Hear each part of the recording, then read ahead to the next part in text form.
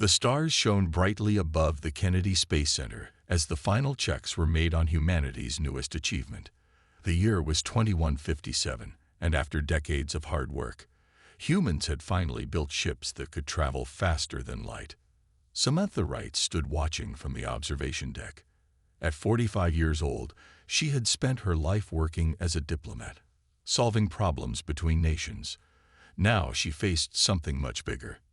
"Ambassador Wright," a voice called. She turned to see General Harris walking toward her. "The president is on the line. They found something out there." 3 days later, the world changed forever. Alien ships appeared in orbit around Earth. They came in peace, they said.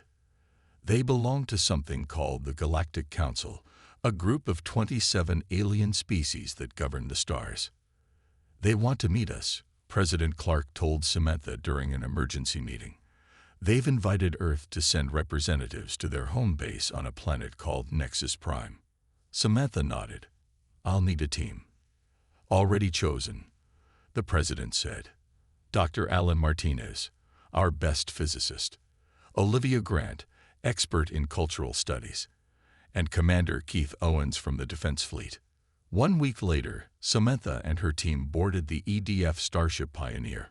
It was Earth's newest ship, and still it felt small and simple as they prepared to meet ancient alien civilizations. "What do you think they want?" asked Dr. Martins as they watched Earth grow smaller through the viewing window. He was a short man with quick hands that never seemed to stop moving. "Every first contact in history has been about 3 things," Samantha replied. "Resources, knowledge, or territory. Let's hope they're interested in fair trade." Commander Owens frowned. He was tall and serious, with 20 years in the military behind him. "I don't like that they know where Earth is, but we don't know where they come from." "That's why we're going," said Olivia. She was the youngest of the group, only 30, with bright eyes and endless curiosity. "To learn." The journey took 2 weeks. When they arrived at Nexus Prime, everyone fell silent in awe. The planet was surrounded by rings of spacecraft and space stations. The surface below was covered with sprawling cities that glowed with lights of every color. It made Earth's biggest cities look like small towns. "My God," whispered Dr. Martinez. Their ship was guided to a massive space station shaped like a wheel. When they docked and the doors opened, they met their first alien up close. "Welcome, humans," said a tall, blue-skinned being with 4 arms and large, dark eyes. "I am Drax Tor, your guide during your stay. The Council is eager to meet you." Samantha stepped forward. "Thank you for your welcome. We come in peace and friendship." Drax Tor's mouth formed what might have been a smile. "Of course you do. All new species say the same. Please follow me. We've prepared rooms for you to rest before tomorrow's council meeting." As they followed the alien through corridors filled with beings of all shapes and sizes, Samantha noticed something odd. The other aliens would look at them, then turn to each other and make sounds that seemed like laughter. "Is something wrong?" she asked Drax Tor. The alien turned. "Wrong? No. It's just that it's been a long time since we've had such young visitors. The Council finds new spacefaring species quite amusing." Commander Owens leaned close to Samantha's ear. "I don't like this. They're looking at us like we're children." "Or pets," Olivia added quietly. Samantha kept her face calm, but she felt the first hint of worry. This wasn't going to be the simple greeting she had hoped for. Something else was happening here. "Rest well," Drax Tor said when they reached their rooms. "Tomorrow, you will address the full Galactic Council. It will be a day your species will never forget." As the door closed behind the alien, Samantha looked at her team. "Get some sleep. I think we're going to need all our strength tomorrow." None of them knew just how right she was. The next morning, Drax Tor led Samantha and her team through the massive council building. The halls were filled with aliens of all kinds, some with 6 legs, others floating in the air, and many that looked nothing like anything on Earth. "Remember," Samantha told her team quietly, "stay calm no matter what happens." They entered the main council chamber. It was enormous, with thousands of seats rising up in circles. Each seat held a different alien being. At the center was a raised platform where 7 tall, gray-skinned aliens sat. They had long necks and large heads with 3 eyes each. The Zortarians, Draxtor explained. They lead the council. They are the oldest and wisest species, over 50,000 years of space travel. Samantha tried not to show her shock. Humans had only been in space for 200 years. Step forward. Earth representatives, called one of the Zortarians. His voice was deep and seemed to come from everywhere at once. I am High Chancellor Zevdrak. Samantha walked to the center of the room. The team followed close behind her. She could feel thousands of alien eyes watching them. Honorable Council, she began, I bring greetings from Earth. We are honored to join the galactic community and hope to learn from your wisdom. We offer friendship and peaceful cooperation.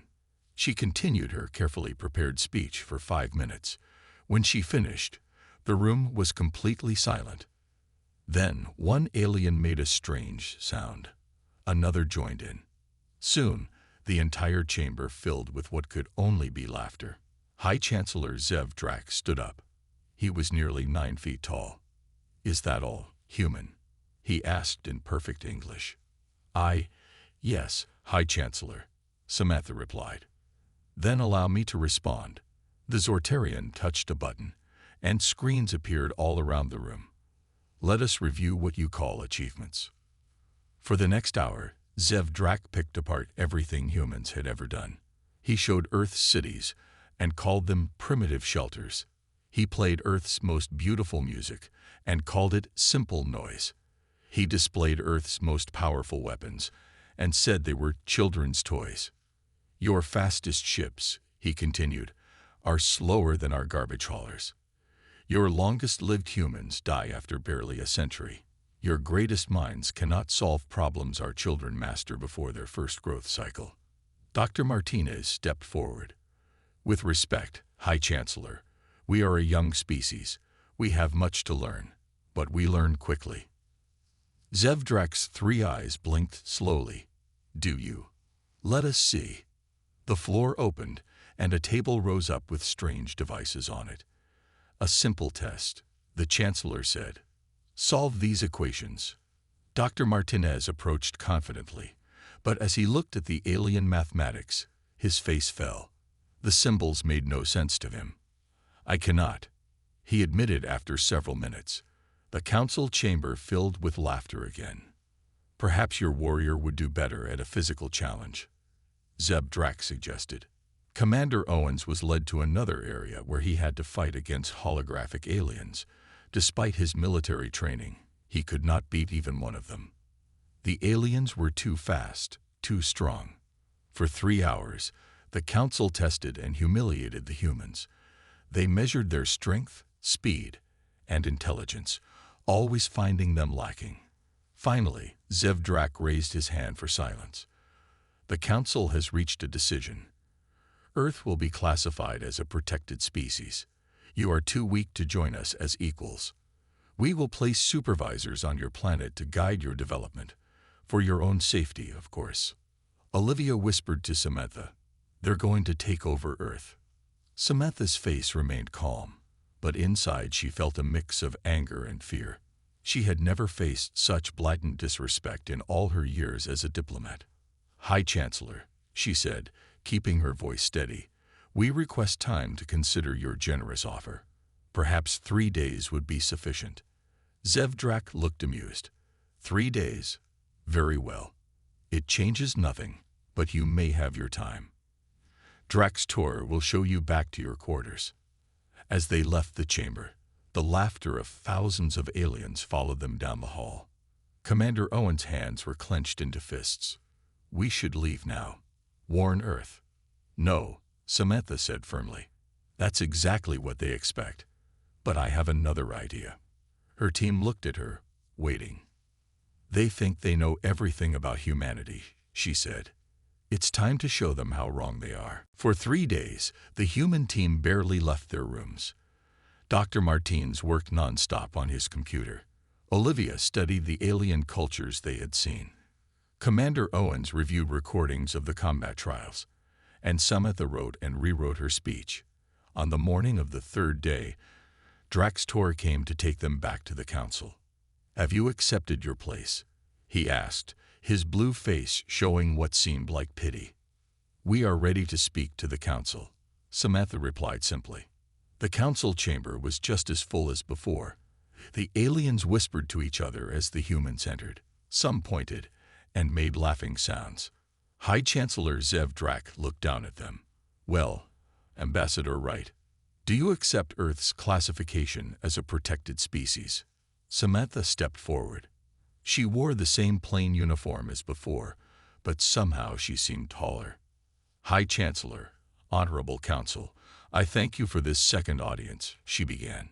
"You have shown us many things about ourselves in the past days. You have measured our strength, our speed, our intelligence. And yes, you have found us wanting." Murmurs of agreement spread through the chamber. "But you have made one serious mistake," Samantha continued.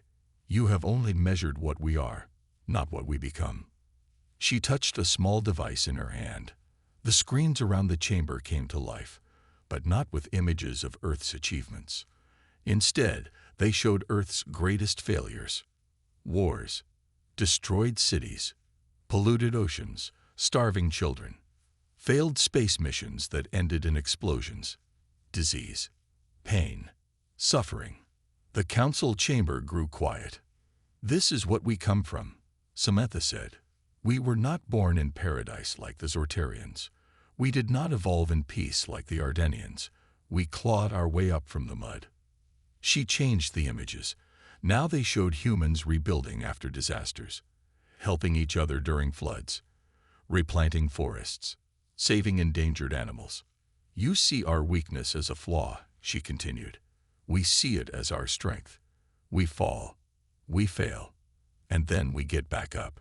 She nodded to Dr. Martinez, who stepped forward with his computer tablet.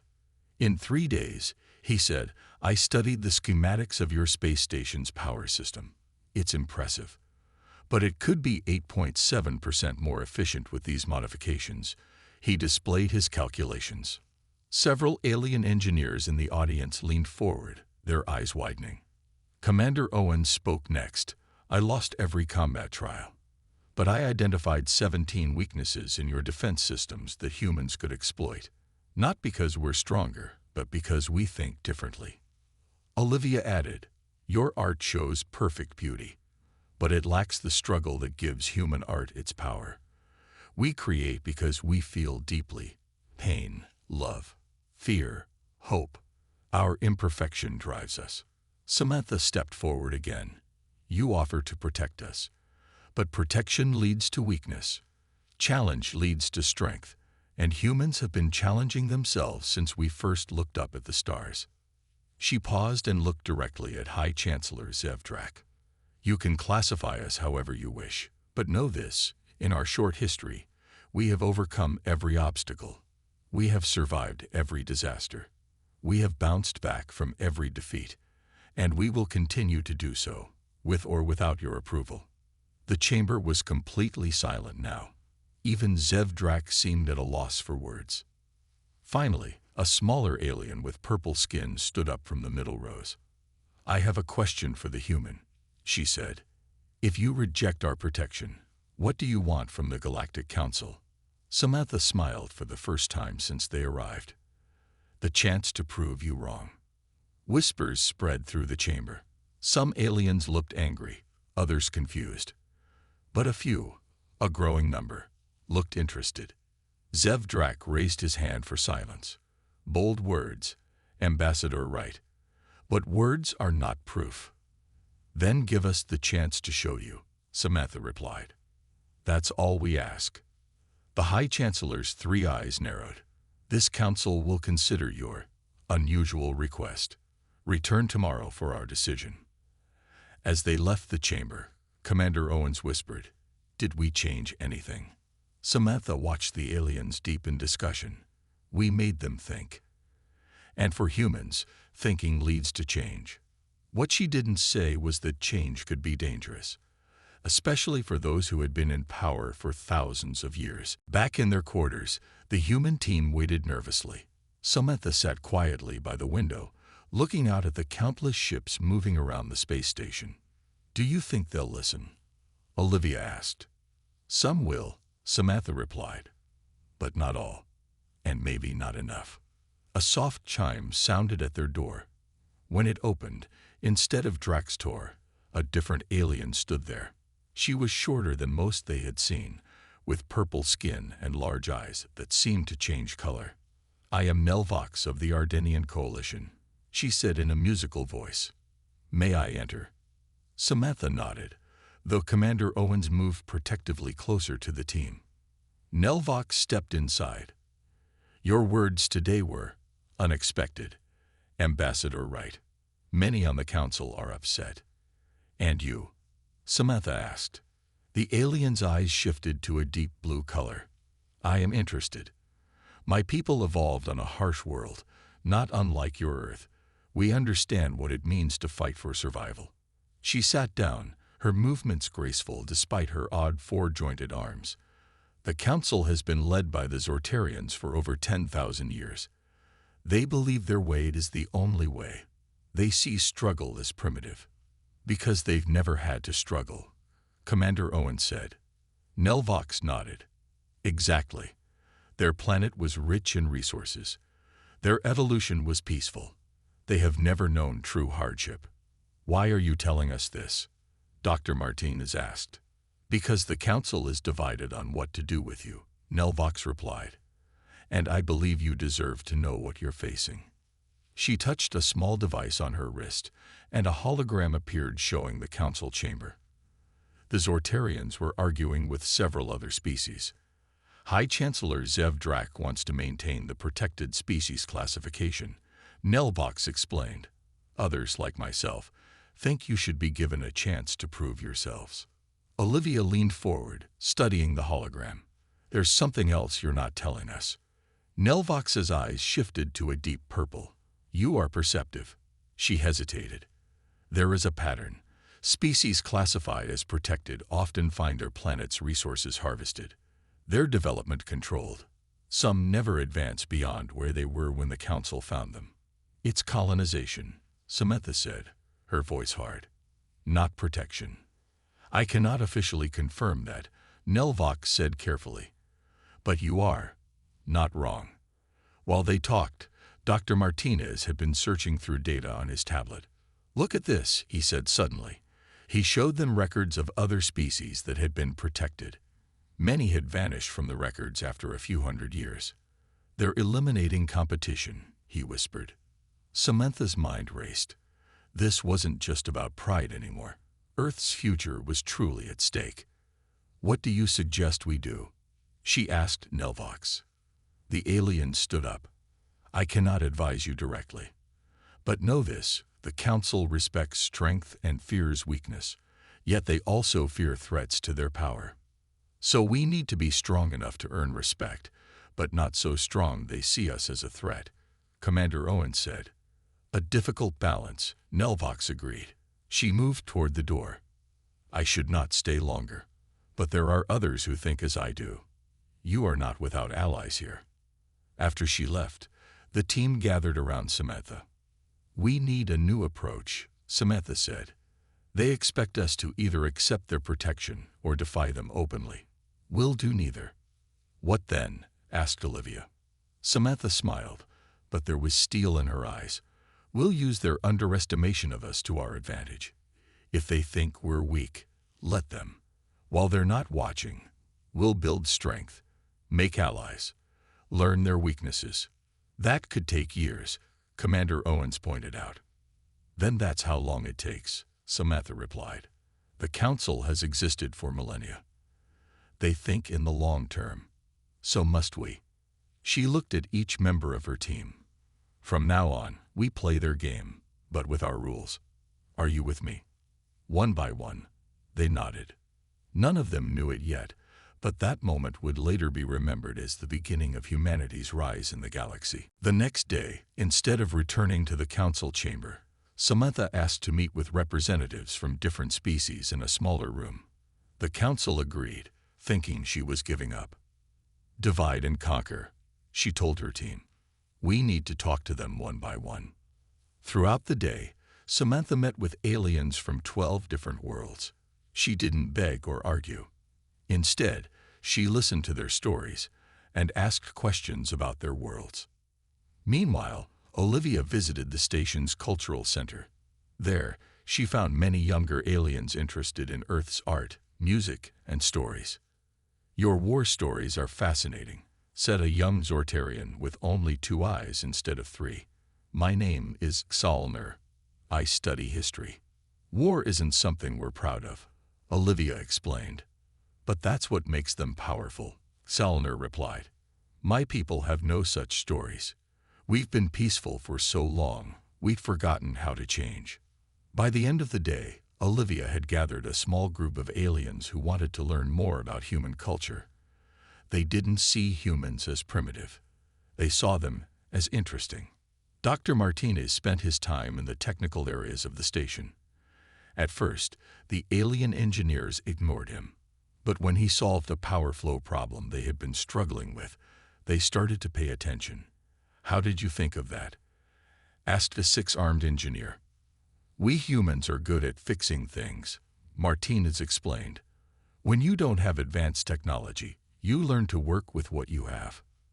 By evening, he was deep in conversation with engineers from 5 different species, all trading ideas. Commander Owens had the hardest task. He sought out military leaders from species that seemed unhappy with Zortarian rule. We don't want war, he told a group of reptile-like warriors, but we won't accept being controlled either. The Zortarians have ruled too long, replied their leader, a scared veteran named Grax. But no one species can stand against them. What about many species together? Owens suggested. While her team worked, Samantha sought out Nelvox again. There's a group called the Praxis Confederation, Nelvox told her in a quiet corner of the station's garden. Newer species who have joined the council in the last 1,000 years. They resent Zortarian control but lack the power to challenge it. Can you arrange a meeting? Samantha asked. Nelvox's eyes shifted to yellow, a sign of worry. It would be dangerous. The Zortarians watch them closely. But not as closely as they watch us, Samantha pointed out. The next morning, while High Chancellor Zev Drak was busy with other matters, Samantha met with 3 representatives from the Praxis Confederation in a small ship away from the main station. We've heard about your speech, said Vortal, their leader. His skin was covered in silver scales that caught the light. It has caused much discussion. Good, Samantha replied. Discussion leads to change. What do you want from us? Asked another representative. Nothing right now, Samantha said, surprising them. But in the future, perhaps friendship, equal trade, mutual support. You speak as if Earth has something to offer, said Vortal. Samantha smiled. We have the one thing the Zortarians fear, the ability to adapt, to change faster than they can control. While this was happening, something even more important was taking place on Earth. News of the Council's attitude had reached home, and humans around the world were angry. For the first time in history, all countries set aside their differences. If aliens thought humans were weak and primitive, they would prove them wrong. Scientists shared research that had once been secret. Engineers from different countries worked together. Even old enemies found common ground. When Commander Owens sent a message back to Earth requesting military preparation, just in case, the response surprised even him. Every nation offered help. A global defense plan was created in days, not years. And all of this happened while the Zortarians thought humans were simply accepting their fate. They had no idea what was coming. 3 weeks passed on Nexus Prime. The human team continued meeting with different alien groups, sharing ideas, and learning about the galaxy. Word spread about the strange humans who didn't accept their place. Some aliens mocked them, but others became curious. Finally, High Chancellor Zev Drak called them back to the council chamber. Ambassador Wright, he said, his three eyes fixed on Samantha. "This has gone on long enough. The Council requires your answer. Do you accept Earth's classification as a protected species?" The chamber was even more crowded than before. News of the unusual humans had spread throughout the station. Samantha stepped forward. She looked different now, more confident, as if she belonged in this place of advanced beings. "High Chancellor, Honorable Council, I have a proposal." Zevdrak tilted his large head. "A proposal? You are not here to negotiate, human." "I am not negotiating," Samantha replied calmly. "I am offering you a chance to be proven right." This caught the Chancellor off guard. "Explain." "Give humanity 10 Earth years without interference," Samantha said. "After that time, if we haven't proven our value to the galactic community, we will accept your authority without question." Murmurs spread through the chamber. 10 years was nothing to most alien species, who lived for centuries or even millennia. Zevdrak seemed amused. "And what would you do with these 10 years?" "Develop, learn, grow, show you what humans can become when challenged." The Council's leadership withdrew to discuss. When they returned, Zevdrak nodded. "We accept your proposal, with one condition. A Council observation team will be stationed on Earth to ensure you receive no outside assistance." "Agreed," Samantha said quickly, too quickly. Zevdrak's eyes narrowed with suspicion, but it was too late. The deal was made. What the Council didn't understand was that this was exactly what Samantha wanted. The observation team would give humans constant access to alien representatives, people they could learn from, build relationships with, and gain information about Council technology and politics from. Before departing Nexus Prime, Samantha made one final request: permission for limited trade with certain Council species. She called it cultural exchange, rather than technological advancement. "Such an exchange must be supervised," Zevdrak said. "Nothing that could advance your military capabilities will be permitted." "Of course," Samantha agreed, not mentioning that even simple alien technologies could inspire huge advances on Earth.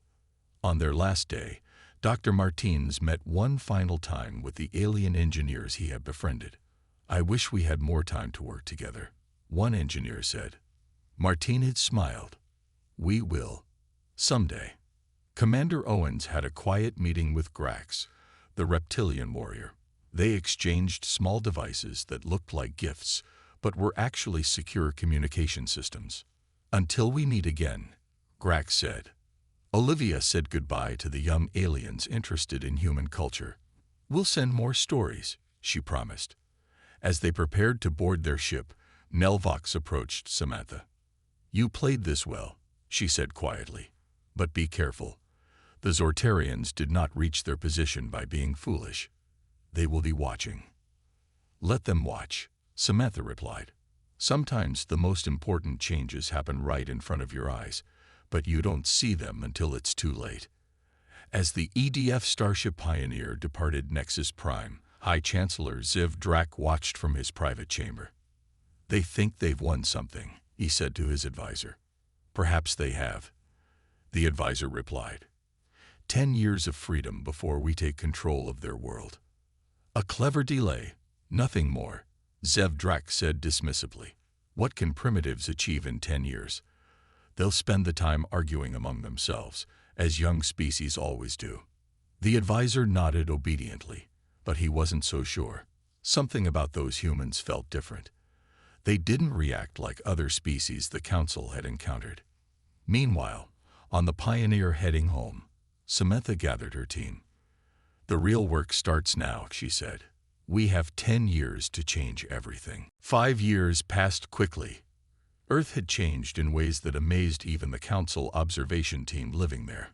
With carefully selected alien technologies adapted by human engineers, Earth's industries grew 10 times stronger. Clean energy replaced old systems. The air and water became cleaner than they had been in centuries. Dr. Martinez led a team that created a new type of engine. It combined alien science with human creativity. When the EDF Pioneer IA tested the new engine, It traveled to the nearest star and back in just 2 weeks, twice as fast as standard council ships. The alien observers were shocked. They had been told humans were slow learners. "How did you improve our design so quickly?" one asked Martinez. "We didn't try to understand everything at once," he explained. "We focused on what could be changed, not what we didn't understand." Human culture also grew. Artists created new forms of music and art inspired by alien styles. Schools taught children about the many species of the galaxy. The old divisions between countries faded as humans united against the greater challenge. The council observers became more interested in humans with each passing year. Several asked to extend their stay on Earth. They found human adaptability refreshing after centuries of slow change in council space. On Nexus Prime, High Chancellor Zivdrak grew concerned as the reports came in. Humans were advancing much faster than expected. But the real turning point came in the 8th year. A massive space rock threatened to destroy a small colony in the Praxis Confederation. The Council sent ships to help, but they were too far away. Earth, however, had built new ships with the improved engines. When they heard about the danger, they sent 3 ships to help. Using the new engines, they arrived before the Council ships and saved over 2,000 aliens from certain death. The humans asked for nothing in return. They simply helped because they could. News of this spread quickly through the galaxy. Here was a young species, still learning and growing, risking their lives to save others who had once looked down on them. Many aliens began to question what they had been told about humans. If they were so primitive, how could they have improved council technology? If they were so selfish, why did they save others without asking for payment? 2 years before the 10-year deadline, High Chancellor Zevdrak called for an emergency council meeting. When Ambassador Wright arrived, she found the chamber atmosphere completely different. There was no laughter, no mocking looks. Many aliens nodded respectfully as she passed. Zevdrak stood before the full council. His 3 eyes looked tired. "The council has voted," he announced. "Earth will not be classified as a protected species. Instead, you are granted full membership in the Galactic Council, not as inferiors, but as equals." He paused, then added words that no one had ever heard from a Zortarian before. "We may have been too quick to judge your potential." The chamber erupted in cheers. Species that had never spoken to each other were suddenly united in their support of the humans. As Samantha left the chamber, Nelvox walked with her. "This has never happened before," she said. "No species has ever changed their status this way." "We had help," Samantha replied, "from you and others who believed in us." "No," Nelvox shook her head. "You didn't need to prove your worth to us. You needed to make us question our own." Samantha smiled. "On Earth, we have a saying, the strongest steel is forged in the hottest fire. Humans have faced many fires. We're used to the heat." From across the chamber, High Chancellor Zevdrak watched them with new respect. For the first time in thousands of years, he wondered what the galaxy would look like in another century. With humans advancing so quickly, the future was no longer certain. And strangely, he found that uncertainty exciting. The galaxy was changing, and it had all started with one human diplomat who refused to accept humiliation as the final word.